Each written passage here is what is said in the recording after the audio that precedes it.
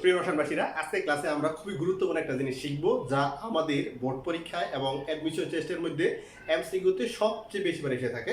সেটা হচ্ছে জারণ মান নির্ণয়।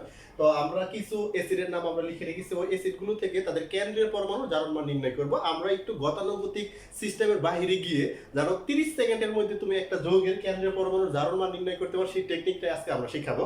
দেখো, প্রথমত যদি আমরা ফসফরিক অ্যাসিডের কথা বলি, H3PO4, আমাদের যে টেকনিকটা থাকবে সেটা হচ্ছে, তো প্রথম যে পরমাণু সংখ্যাটা থাকবে তার সর্বশেষটা থেকে বিয়োগ করবা সবসময়। তাহলে এক্ষেত্রে অক্সিজেন 4টা, হাইড্রোজেন হচ্ছে তোমার 3টা, তাহলে বিয়োগ করলে তুমি কত পাইতেছো? 4 4 3 সমান কত? 1। তো যে রেজাল্টটা তুমি পাইবে এটা সবসময় শেষেরটার সাথে যোগ করবা। 4 এর সাথে যদি 1 যোগ করি তাহলে কত পাওয়া যাইতেছে? 5। তাহলে মনে রাখতে হবে ফসফরিক অ্যাসিডে কেন্দ্রীয় পরমাণু ফসফরাসের জারণ মান হচ্ছে +5। কথা বুঝতে পারছো কি বলছি? আমরা যদি আরেকটা উদাহরণ একটু দেখি তাহলে আরো সহজে বুঝতে পারবা। যেমন মনে করো নাইট্রিক অ্যাসিড, তা নাইট্রিক অ্যাসিডের কেন্দ্রীয় পরমাণু হচ্ছে নাইট্রোজেন, তো নাইট্রোজেনের জারণ মানটা কত? তাহলে আবার একই সিস্টেম, তুমি দেখো অক্সিজেন আছে কয়টা? 3টা, হাইড্রোজেন আছে কয়টা? একটা। তাহলে 3টা থেকে একটা বাদ দাও, তাহলে 3 - 1 সমান কত পাইতেছো?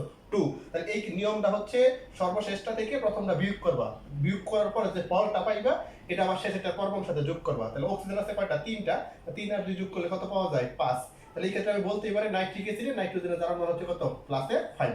আমরা যদি সালফিউরিক অ্যাসিডের ক্ষেত্রে একটু দেখো, সালফিউরিক অ্যাসিডে আমরা সবাই জানি কেন্দ্রীয় পরমাণু হচ্ছে তোমার কি? সালফার, তাহলে H2SO4। তো আবার একই নিয়ম, আমরা অক্সিজেন আছে কয়টা? 4টা, তো অক্সিজেন 4টা থেকে প্রথমে হাইড্রোজেন আছে কয়টা? 2টা, তো 4টা থেকে 2টা বাদ দাও, তাহলে থাকবে 4 - 2 সমান কত পাইবা? 2। তুমি যে রেজাল্টটা পাইবে এই রেজাল্টটা সব সময় শেষেরটার পরমাণু সংখ্যার সাথে কি করবা? যোগ করবা। তার সাথে 2 যোগ করো, তাহলে কত হইতেছে? 6। তাহলে এই ক্ষেত্রে সালফারের জারণ মান কত? +6। আমরা যদি সোডিয়াম থায়োসালফেট, এই সোডিয়াম থায়োসালফেট কিন্তু সবসময় আমাদের বোর্ড পরীক্ষার মধ্যে আসে। সোডিয়াম থায়োসালফেটে Na2S2O3, সোডিয়াম থায়োসালফেটে সালফারের জারণ মানটা কত বের করার জন্য। ঠিক আছে, তাহলে সেম একই ধরনের টেকনিক আমরা ব্যবহার করব। সর্বশেষটার পরমাণু থেকে প্রথমটা পরমাণু সংখ্যা বিয়োগ, তাহলে 3 থেকে, তুমি অক্সিজেন আছে 3টা, সোডিয়াম আছে 2টা, তাহলে বাদ দাও, 3 - 2 থাকে কত? 1।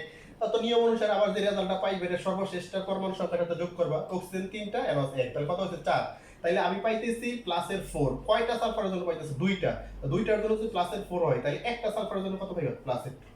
আমরা কিন্তু এই শর্ট টেকনিকের সাহায্যে ব্যবহার করে কিন্তু যে কোনো যৌগের অর্থাৎ যে কোনো অ্যাসিডের তার কেন্দ্রীয় পরমাণু জারণ মান কিন্তু আমরা কি করতে পারি? নির্ণয় করতে পারি। আশা করি ক্লাসটা তোমাদের খুবই ভালো লেগেছে। সবাই ভালো থাকবে, সুস্থ থাকবে এবং রসায়ন গণের সাথে সংযুক্ত থাকবে।